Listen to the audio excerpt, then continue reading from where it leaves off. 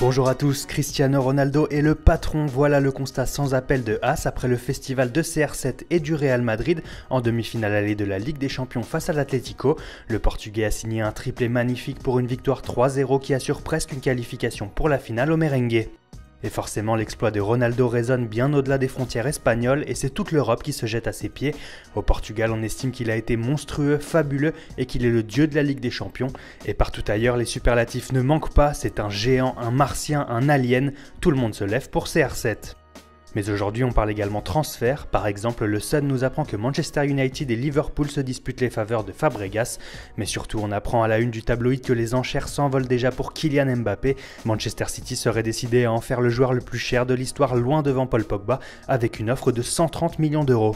En Catalogne, on espère toujours faire de Marco Verratti la recrue star du Barça.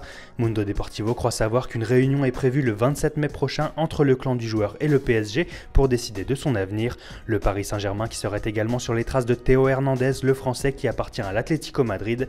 Les Franciliens qui auront de la concurrence puisque le Barça, le Real, le Bayern et Liverpool se disputent déjà le latéral gauche qui dispose d'une clause de 25 millions d'euros.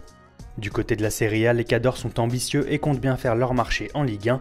Ce matin, l'édition napolitaine du Corriere dello Sport nous apprend que le Napoli vise 3 stars du championnat français, à savoir Verratti, Fabinho et Tolisso, 3 joueurs déjà annoncés dans le viseur de l'Inter et de la Juventus notamment. Et on termine avec un fait divers plutôt embarrassant pour Rafael Guerreiro. Bild nous apprend en effet que l'ancien Lorientais, aujourd'hui à Dortmund, s'est rendu coupable d'un délit de fuite. Après un accident de la route, il a constaté les dégâts avant de s'enfuir au volant de sa grosse cylindrée.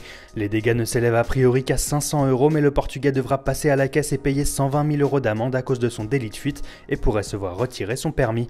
Voilà, c'est tout pour aujourd'hui. Très bonne journée à tous sur Foot Mercato et rendez-vous demain matin pour un nouveau tour d'horizon de la presse sportive.